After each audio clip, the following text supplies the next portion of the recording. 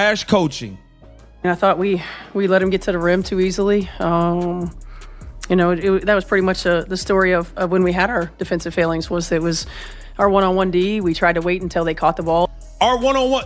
Why are we letting people play one-on-one all game? Why are we letting people play one-on-one all game with no help? Oh, they're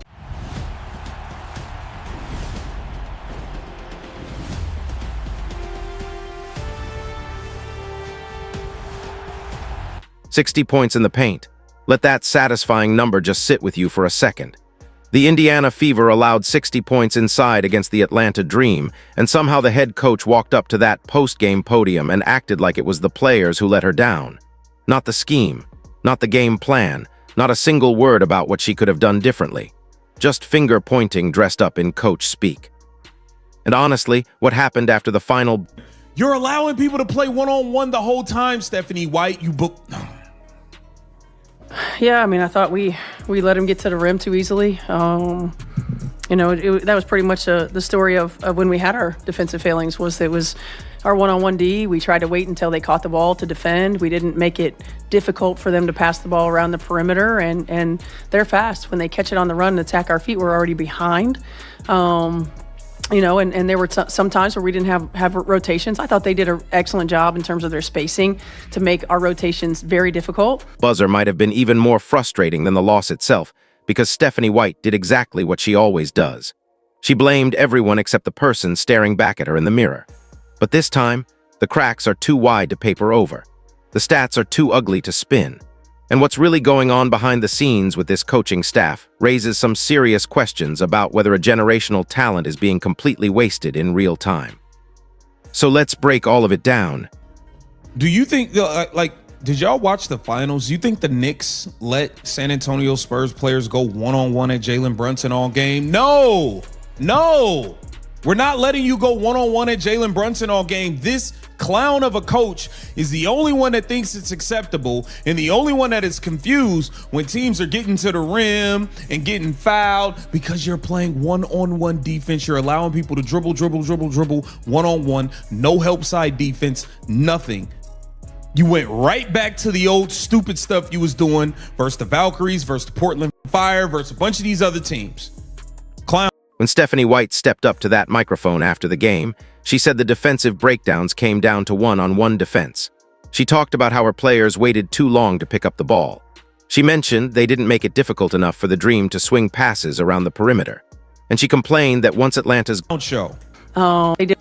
And there were some times where we didn't have rotations. I thought they did an excellent job in terms of their spacing to make our rotations very difficult. But we've got to be able to guard one-on-one, and more than anything, we got to defend without fouling. We cannot continue to let people live, in the 20s and 30s in terms of free throw attempts. We just got to be better. Trash. How much did that play a part in closing with KK for much of that last couple minutes? It played a big part, and KK was doing a great job on the boards. Her length, she gets deflections, she gets steals, she's active, she's mobile enough to guard multiple positions. She does a really good job of anticipating, and she just gave us a different look. I'm not trying to come at Michaela Timpson. Solid young player, learning, growing. She has no business being in the game late in the fourth quarter down the stretch. The fact that guards caught the ball on the run, Indiana's feet were already behind, and they couldn't recover. Sounds reasonable on the surface, right? Except here's the part she conveniently left out. That one-on-one defensive scheme is her system. She designed it. She implemented it. She chose to step up, and we did. I thought that group really dug in on the defensive end of the floor, got stops. We rebounded it well, and we moved it on offense. We made it a little bit more difficult because the ball got side to side. We got some higher quality looks and knocked them down. I can't stand this lady, bro.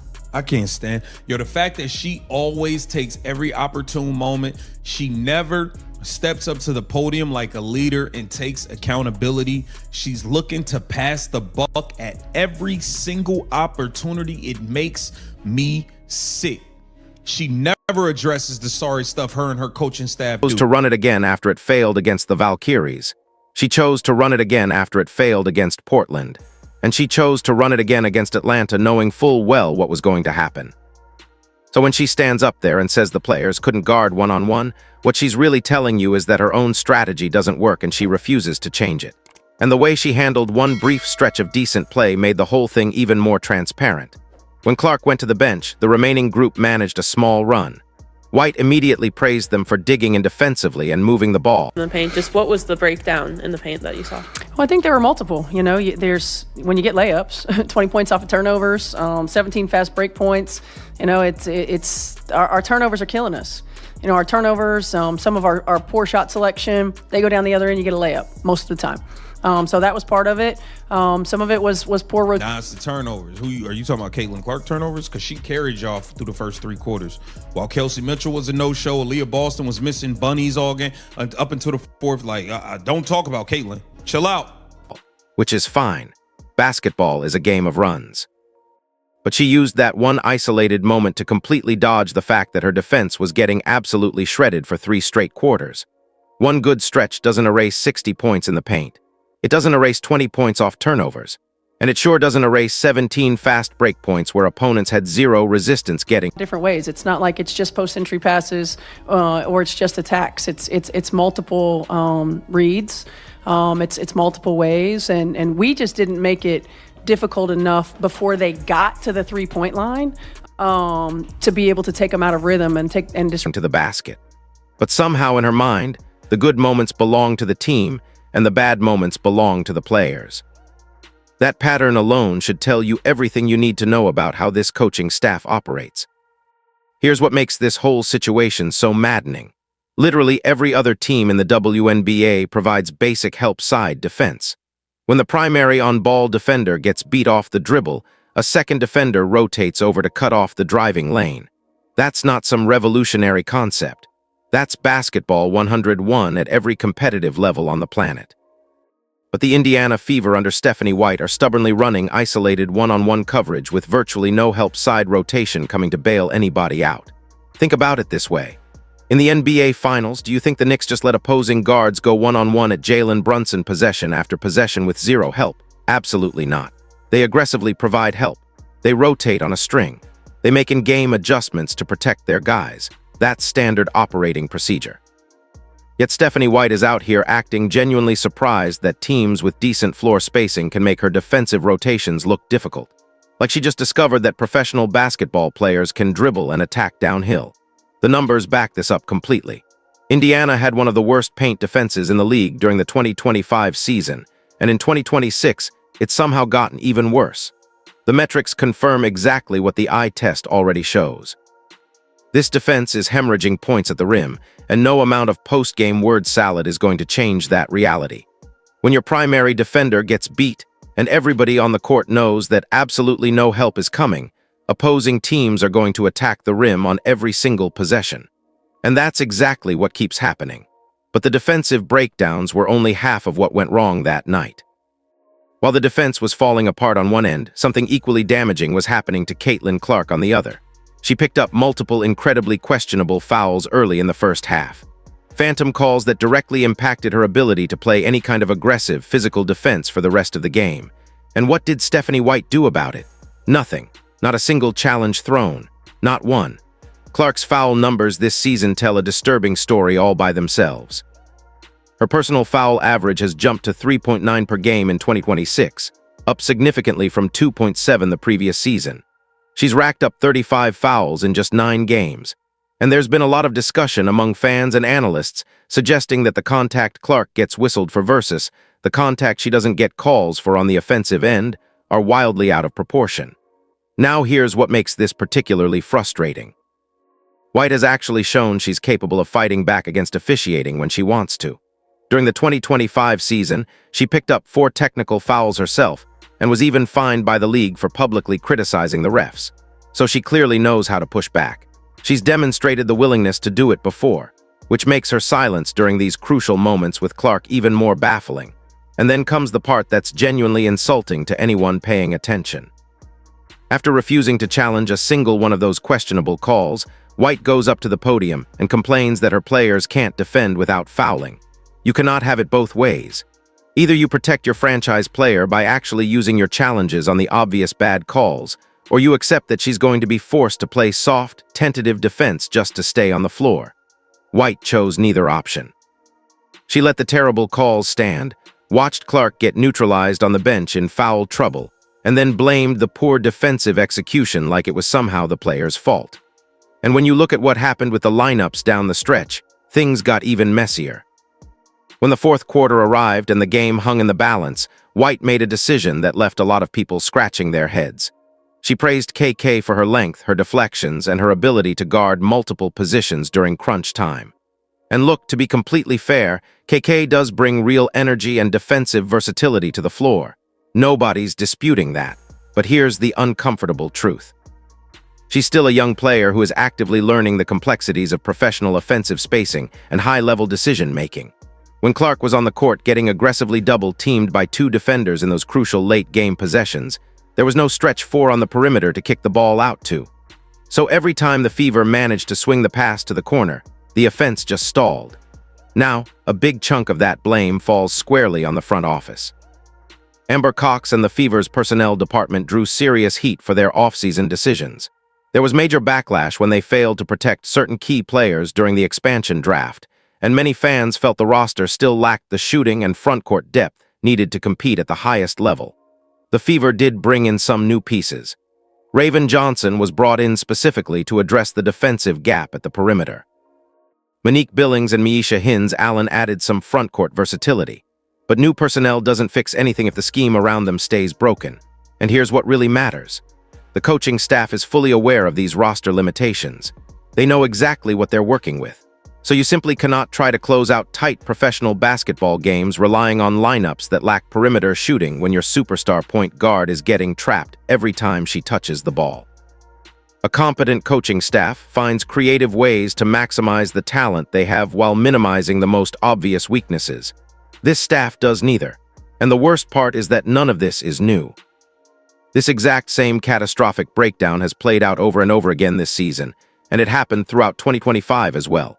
Against the Valkyries, the same one-on-one defense with no help rotation. Against Portland, the same paint defense getting torched. Against Dallas, the same avoidable meltdown. And after every single game, the same post-game press conference where White points the finger at player execution rather than examining her own strategy. The Fever finished 2025 with a 24-20 record, good enough for 6th in the standings. They beat Atlanta in the first round of the playoffs before losing to Las Vegas in a tight 5-game semifinal series.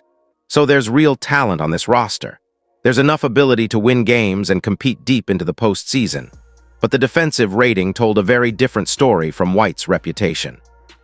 She came over from Connecticut carrying this image of a brilliant, defensive-minded coach.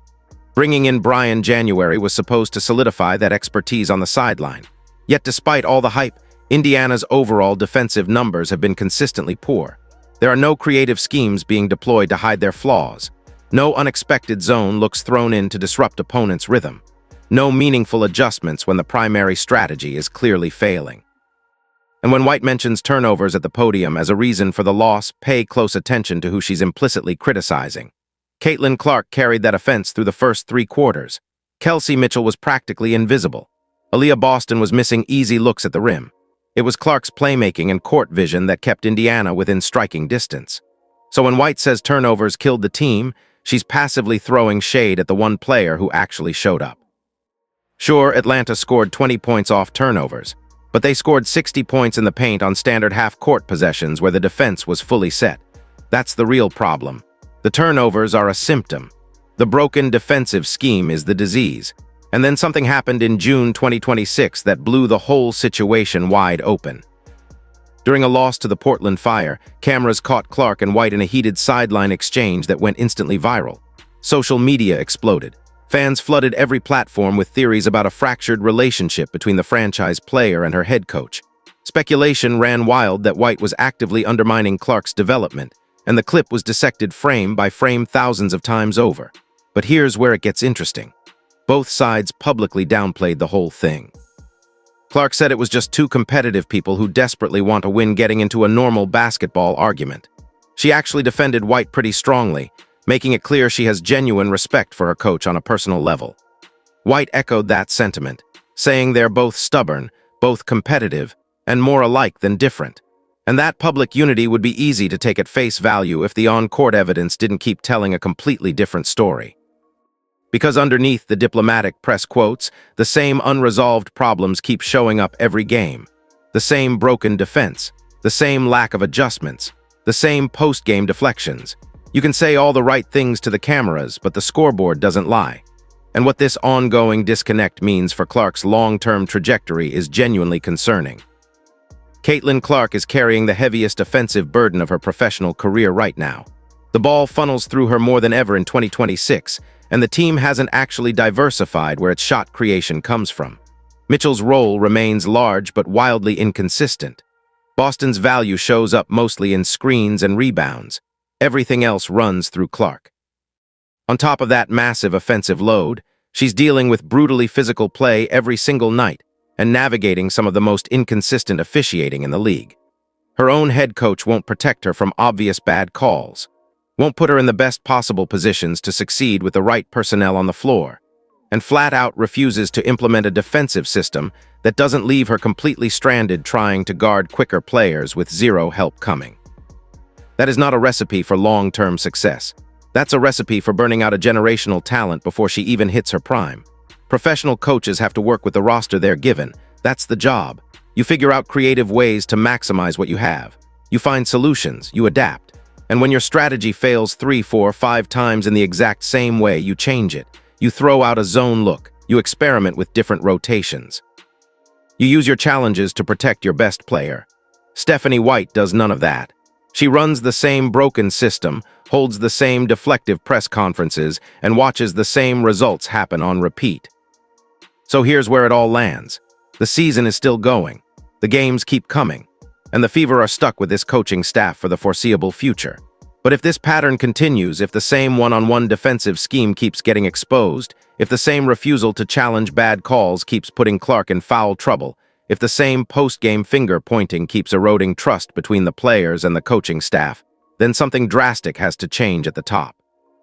You cannot waste Caitlin Clark's historic early career by pairing her with coaching that isn't up to professional standards. You cannot ask your players to perfectly execute a system that is fundamentally broken and then publicly blame them when it falls apart. The question for the Indiana front office is painfully simple. How many times are you going to watch the exact same movie and expect a different ending? How many 60-point paint performances does it take before someone admits the scheme doesn't work? How many tone-deaf press conferences do you have to sit through before you recognize there's a leadership problem? Because right now, Fever fans are watching their team's potential get wasted by a coaching staff that refuses to adapt.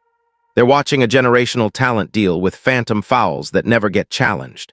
They're watching preventable defensive breakdowns that basic help side rotations would fix. And they're watching their head coach blame everyone in the building except the one person who actually drew up the failed game plan. That's not what winning looks like. That's not what competent coaching looks like. And if it doesn't change soon, this franchise is going to look back on this era and realize they had something truly special right in front of them and let it slip away. So what do you think? Is this really just a player execution problem, or is the coaching the real issue here? Drop your thoughts in the comments. I want to hear all of it.